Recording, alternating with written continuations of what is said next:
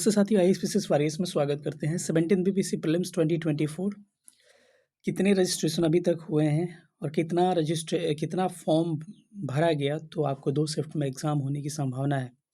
2 shift में exam कैसे परेशान कर सकता है बच्चों को, इसके बारे में बात करेंगे। कंपटीशन हार्ड है, पढ़ना होगा और कैसा कंपटीशन मैं आपको बताने वाला हूँ, क्योंकि फॉर्म का लेवल बहुत ज़्यादा तक जाने वाला है। ठीक है, तो चलिए, क्वेश्चन का स्तर में भी सुधार देखने को मिल सकता है आपको। तो चलिए सेशन को स्टार्ट करते हैं। जो लोग नए होंगे चैनल को सब्सक्राइब करिए, पुराने लोग अधिक से अधिक सेशन को शेयर करिए। चलिए हम लोग वीडियो को स्टार्ट करते हैं। तो बस ऐसी बातें आ रही है कि लगभग कल तक रात तक की मैं बात करूं, कल रात तक अगर डाटा देखा जाए तो कल रात तक कुल फॉर्म की संख्या लगभग आपकी कितनी गिरी है।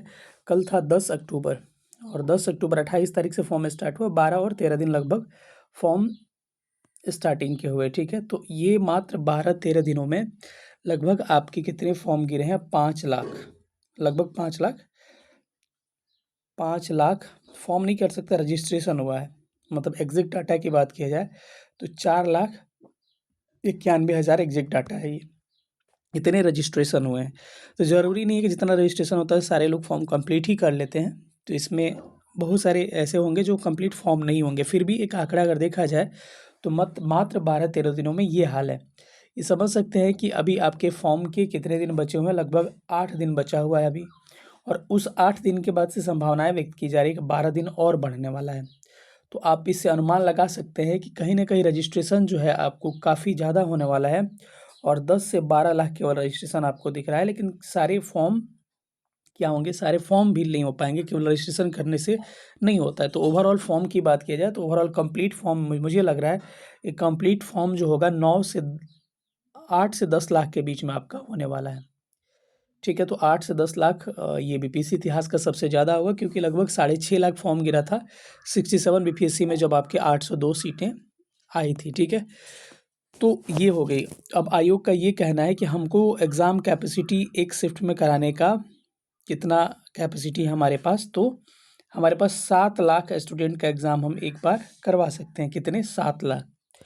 तो 7 लाख से अगर अधिक कैंडिडेट होते हैं तो हम एग्ज़ाम 2 शिफ्ट में लेंगे, और 2 शिफ्ट बड़ा घातक हो सकता है। ठीक है, तो बस दुआ करिए भगवान से ऐसा हो कि फॉर्म जो है ओवरऑल 7 लाख के ही करीब में गिरे। मतलब मेरे कहने का मतलब रजिस्ट्रेशन के बाद से फाइनल फॉर्म 7 लाख के आसपास ही हो। लेकिन ये डाटा देख के नहीं समझ में आ रहा है कि 7 लाख पे रुकेगा ये। अगर 7 लाख के आसपास फॉर्म गिरा तो आपकी एक शिफ्ट में ही एग्ज़ाम होगा, क्योंकि 2 शिफ्ट वाले एग्ज़ाम नॉर्मलाइजेशन बड़ी परेशान करता है। ठीक है, तो उस पे हम लोग बाद में थोड़ा सा बात करेंगे, लेकिन जो न्यूज़ है ये इस पे मैं बात कर रहा हूँ।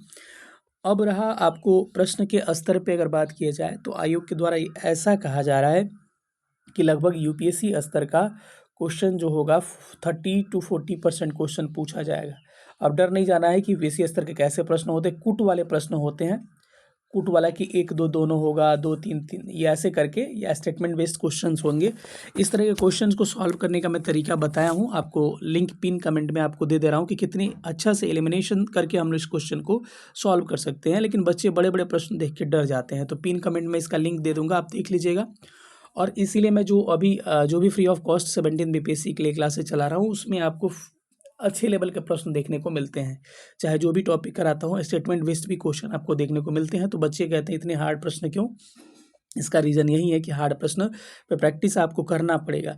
कई बच्चे ऐसे कहेंगे कि सर डरा रहे हैं, डरा नहीं है भाई, आपकी वास्तविकता से परिचय करा रहे हैं, क्योंकि बहुत सारे स्टेट के पीसेस में आपके वैकेंसीज नहीं आती है उतनी। यूपी इतना बड़ा स्टेट है तो 220-230 वैकेंसीज आती है।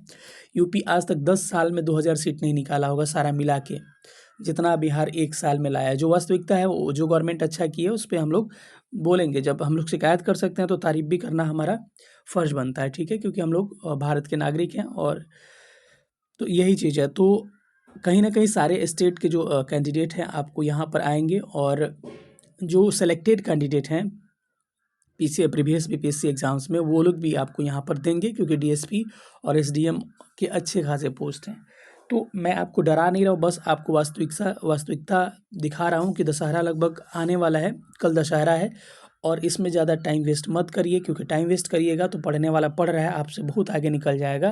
क्योंकि कंपटीशन सीटें ज़्यादा होने के कारण कंपटीशन ठीक है कि थोड़ा-सा ऐसे कम है सीटों के बिहाफ़ पे, लेकिन जो है बच्चे पढ़ने वाले आ रहे हैं, कॉम्पिटिशन आपको उन बच्चों से करना है जो यूपीएससी के भी एग्ज़ाम दे रहे हैं। तो इसीलिए मैं आपको डरा नहीं रहा हूँ, बस आपको वास्तविकता से परिचय करा रहा हूँ कि थोड़ा-सा आपको पढ़ना पड़ेगा। अभी से फिर से पढ़ना स्टार्ट कर दीजिए, ज़्यादा फेस्टिवल में नहीं, कल दशहरा है, ख़त्म हो जाएगा, तुरंत लग जाइए।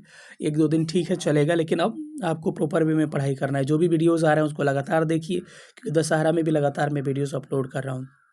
ठीक है, तो ऐसी यही संभावनाएँ आ रही है। आप सोच सकते हैं कि कितने अच्छा कॉम्पिटिशन का लेवल है, तो थोड़ा-सा जी जान लगा के पढ़ दीजिए, क्योंकि ये सीटें बार-बार आपको देखने को नहीं मिलेगी। इस बार अगर चूक गए तो फिर आगे के लिए काफ़ी स्थिति गंभीर हो जाएगी, और आपको पहले मेन दम आपको प्रीलिम्स में ही लगाना है, मेंस-वेंस छूना नहीं है, क्योंकि मेंस-वेंस छूइएगा फिर दिक्कत हो जाएगा, ठीक है? तो जो लोग नहीं जुड़े होंगे चैनल से जुड़ जाइएगा। जो डाटा था मैं आपको एग्ज़ैक्ट डाटा बताने की कोशिश किया। मिलेंगे अगले सेशन में, तब तक अपना ख्याल रखिएगा। नीचे आपको टेलीग्राम ग्रुप का लिंक भी दे दे रहा हूँ, और एक वीडियो एलिमिनेशन मेथड यूपीएससी स्तर का 69 में जो क्वेश्चन पूछे गए हैं, उसको वीडियो का लिंक मैं पिन कर दे रहा हूँ, उसको देख लीजिएगा। थैंक यू सेशन देख लीजिए। जो नहीं जुड़े होंगे जुड़ जाइएगा, क्योंकि सारे फ्री ऑफ कॉस्ट आपके क्लासेस मिलते हैं। एक बार देख लीजिएगा चैनल को, अगर अच्छा लगे तब सब्सक्राइब करिएगा, नहीं तो कोई बात नहीं। थैंक यू सेशन देखने के लिए बहुत बहुत धन्यवाद। Thank you so much. जय हिंद।